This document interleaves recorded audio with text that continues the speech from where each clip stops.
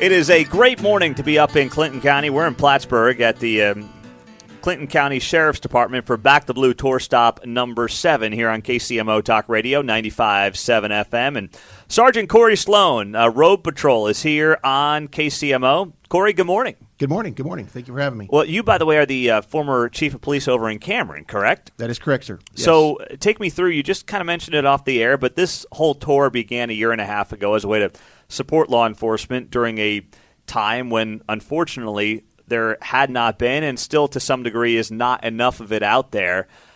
How have you seen? It's been, 10 years since you were in that role? Is that correct? Right. In June of 2013, I left the Cameron Police Department as the chief of police after serving about 9.5 years. And started back here as a reserve with Sheriff Fish in February of 2021, and then took on the role of a detective sergeant in July of 23, and then transitioned the first part of this year into the road patrol sergeant. And in that 10 years, the dynamic and the environment that we currently work in has changed so dramatically. So there's been a learning curve even for me, being in public safety for 36 years this month, and most of that was spent in law enforcement. Has been a change. You have to adapt and relearn things that what you thought was right 10 years ago has completely 180'd or 360'd and is not the same as it is, it was 10 years ago. Yeah. So what about that? Now that you are running Road Patrol, you're also the drone pilot here for Clinton County. What's the biggest change just in terms of maybe interacting with public or dealing with citizens from where you were 10 years ago? Well, interacting with the public has not really changed. I mean, the public for the most part, by and large, is very cooperative and understanding and understands what our jobs are and are very appreciative of it. There's that small percentage of the population that are the criminal element that we deal with most of the time. In traffic stops, there's a lot of warnings and at driver education, that we do. But the main thing is the violence. How violent people are and the vitriol that you get from the criminal element, the lack of respect for authority. That's worse than it has been in a long time. Absolutely, and the old adage, and again, not to be cliche, we can all agree to disagree is something that's bygone. It's something that's occurred 20. You think it's 2 decades ago or 3 decades ago, and we can't do that anymore as a people, and that's just absolutely wrong.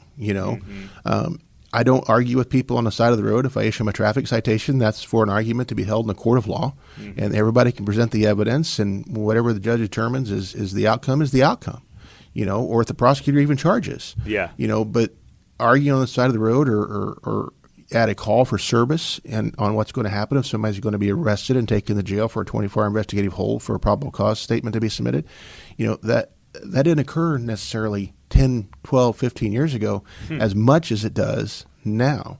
And the other issue is people want an answer or a solution from law enforcement for absolutely every little thing that's out there. And they want that answer tonight, right now, at this call when we're there. Sometimes we just can't provide that answer because it's beyond our scope. We don't have the resources. We have to locate the resources to be able to provide them that information, and it makes it very difficult and challenging.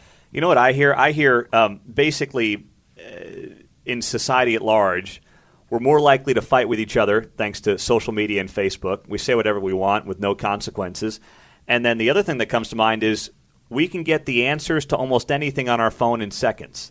So we want answers to everything in our lives in seconds. But that's not how the legal system works, and that's not how law enforcement works. That's correct. And there's a lot of things that we can use, Google, Yahoo, Bing, whatever your favorite internet search engine is, to look something up. But that may not be what the black and white is in statute as far as legal law. And that's very challenging. People say, well, it's right here on the internet. Well, everything on the internet is not true.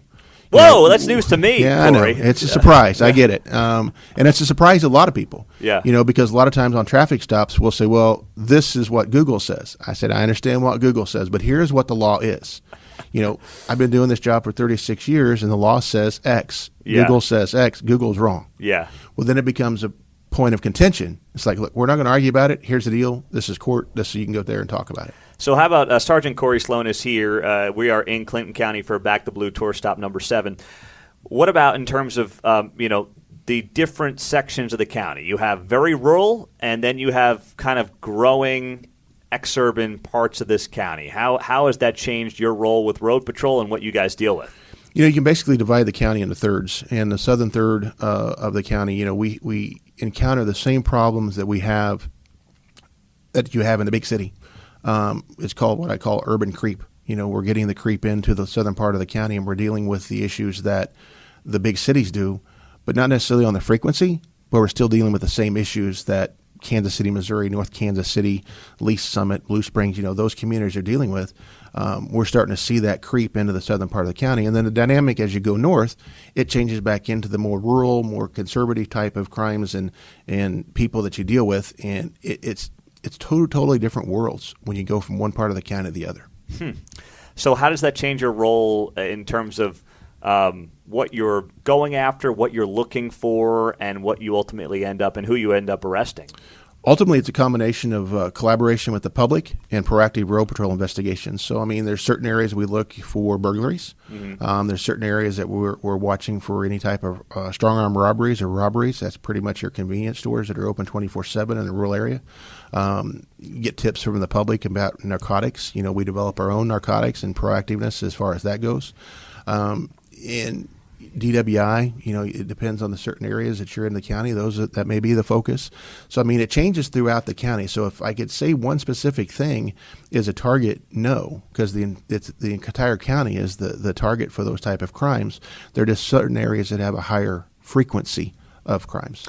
And I imagine you know where those areas are. We do, and I will not tell you. Yeah, no, I would not expect it. But it was funny. This morning I was coming up 35. I got off. I didn't take 169. I got off at Plattsburgh Road and kind of zigzagged my way up here. But I was going pretty slow. I didn't know the roads. Pitch black out at 4:35 in the morning. And I thought to myself, I'm going to get pulled over on the way to the sheriff's office because someone's going to think I'm drunk because I'm going really slow. But listen, the roads are tricky around here, and I got to imagine that your guys, they got to know these roads like the back of their hands. You do, and we spend a lot of time on the back gravel roads, and you get very intimately familiar with those roads. And when you see a car at a specific type of morning that doesn't fit, because we know which cars are going to and from work at that time of morning. I was going to say, I wouldn't have fit this morning. You would have probably drawn some attention to us, and you probably might have got a visit roadside with one of our deputies. That is correct. Well, yes. I did my best to make sure I wasn't, I was using the brights a little bit, but I made sure to turn them off when people were coming towards me. I didn't want to be that guy. But I was like, the last thing I need to do is hit a deer on the way to the show. So I was trying to be careful. That's an excellent point. Cows, deer, even with our road patrol deputies, those have been significant issues here in the rural environment. You deal with cows out, the horses out, the deer, constantly, especially whenever the deer are moving. And that's something we have to be aware of on top of just our normal everyday driving and our emergency driving. So take me through being the drone pilot and how that gets used in a county like Clinton County. Sure. We have 2 drones here. One is a typical drone. They're both Altel drones. And then we also have the thermal drone. I'm licensed through the Federal Aviation Administration as a Part 107 pilot. Obviously, there are certain rules that we have to follow, so I have a pre-mission checklist. Some of those missions are based on calls for service because we had somebody run from a car stop or we had somebody run from a crime scene or alleged crime scene. Others are planned, like one of the most recent planned ones was when they took down H Highway Bridge, which is in just north of us here on I-35.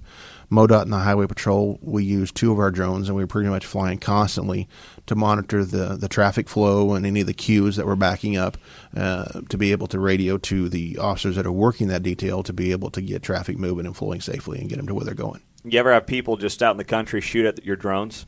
I have not experienced that, no. Okay. Not yet. And I keep my fingers crossed that I won't ever. But I've heard and read that drones in different parts of the states have been shot at and brought just down. Out of concern. I mean, you don't know what it is and what's going on. And correct. They take matters into their own hands. Correct. That's the other thing. The public education campaign about the drones through social media and through the normal course of media is also a big part of it. And without the calls where we have the drone deployed on a call for service where it's immediate, we try to communicate that with the public. That way the public knows that, hey, there's going to be a drone in the area. Yeah. But if we have a pursuit and somebody runs, obviously at 2 o'clock in the morning, we can't communicate that with the public. And if we do, how many people are going to hear it? Oh, exactly. That's a great. Well, there's also less likely of a chance someone's going to be blasting at the drone in their backyard. So correct. That's wow. Well, this is really good stuff. Corey Sloan, Sergeant here with the Clinton County Sheriff's Department Road Patrol, and also the drone pilot and former Chief of Police in Cameron. So, Corey, thank you for being here on KCMO. I appreciate you guys being here. Thank you for the opportunity to speak with you this morning. Thank you. Absolutely.